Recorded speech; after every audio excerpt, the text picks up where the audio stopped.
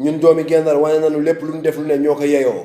ñun doomi Gendar wane nañu amuñu jom ñun doomi Gendar wane nañu tey encore une fois ni ñun duñu xalaat ñun doomi Gendar wane nañu ñun ba tey dañoo yeew bu mu jàmbi ñun doomi Gendar ba tey dañoo yeew di ñu xëcc waaw. homme politique yi nekk biir Gendar ñoru leen seen poste moo leen ñor amul kenn ku ci intérêt Gendar tax a jóg amul kenn ku mas taxaw assemblée nationale kaasal Gendar amul. est-ce que da ngeen fàtte ni nguuru Macky Sall la naar sañ a dàq bi Gendar yee ba mu dugg frontière mu dóor ko bal mu faatu est-ce que ñu ngi fàttali ni nguuru Macky Sall la état yabal gàngoor mu ñëw daaneel suñu jàkk yi daan jaamoo yàlla. est-ce que danoo fàttali ni nguuru Macky Sall la état yabal ay gàngoor ñu ñëw daaneel alxuraan yi suñu rakk yi daan jàngee danoo fàttali ni référendum bi passe nan ñu nexe woon ay licence de pêche ni leen carrément bu parti pouvoir gagné si référendum bi da ngeen am ay licence de pêche. anamu ba tey ba sànq est-ce que da ngeen fàtte ni nguuru Macky Sall la ñu sampaloon ay booy ci bël bi dinu ko naxe ba booy yol ba dem yoonam kenn gisatu ko est-ce que danoo fàtte ni nguuru Macky Sall la suñu juróom-ñaari mool faatu ci géej gi réer am fa 1 mois état waxu ci ngaangul yàbb ci yabalul bateau yabalul hélico bu leen xool ñu teg si ñaari fan Macky Sall ñëw biir Gendar Macky Sall ñëw biir Ndar taxaw foofu ci botu Gendar même pas 100 mètres ak Gendar taxaw di fecc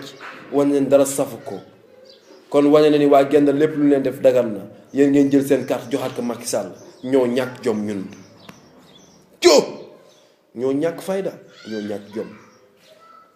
homme politique yi nekk biir Gendar rek umpalewul ñi am na kun si invité woon télé ni ko doomu ndar bi mu ni carrément mukk mosuma doon doomu ndar waalo laa tey mu ñëw ngeen ànd ak moom jël seen carte di ngeen ko jox ka mu àndal ñoo ñàkk jom. umpalewu ni am na koo xamante ni biir Gendar la dëkk bu ñëwee Gendar dajale na fukki dëj ba ñaar fukki dëj maara deytaali kenn yàkkamtiwul ñëwam bu ñëwee àjjuma bu ñu julee pare mu topp mbedd mi kër gu mu dugg jox leen 6000 francs ku mu jaale jox la 6000 francs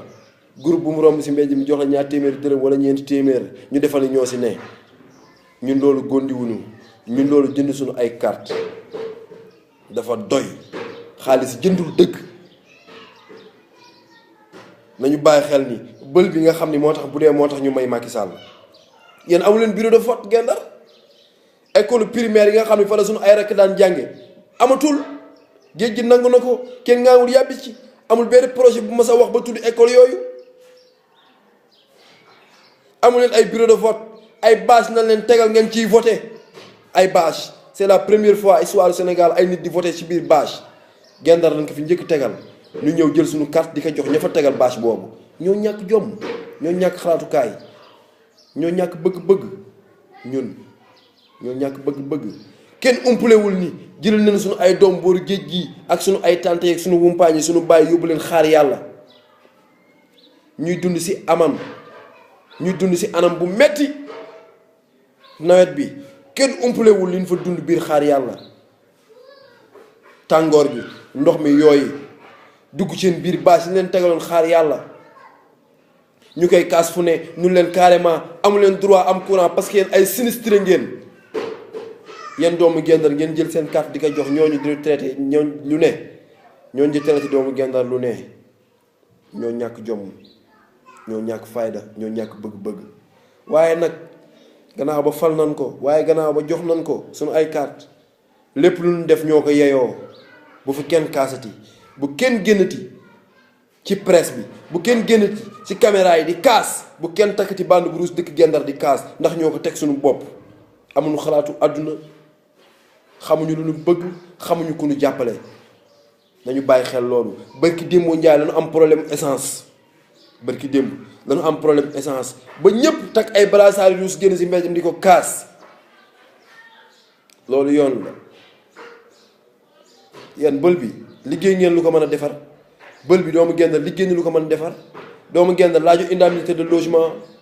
doomu Gendar laajul salaire doomu Gendar dañuy carrément defaral ma fi may jaar di liggéey ngir ma mën a liggéey te par force dañ ko war a defar état parce que doomu Gendar liggéey na lu ko defar am na bilan bu defar loolu ngeen jël seen carte di ko jox Macky Sall ngir lan lu tax fan nañ ko teg ñun amuñu jom ñun doomu Gendar ñun amuñu jom ñun duñu xalaat ñun amuñu bëgg-bëgg waaye nag ndoog nañu xipp suñu bët nu xool gars yi bëggewaat bu baax c'est l'avocat de la langue de Barbarie DJ Mahmada bëggewaat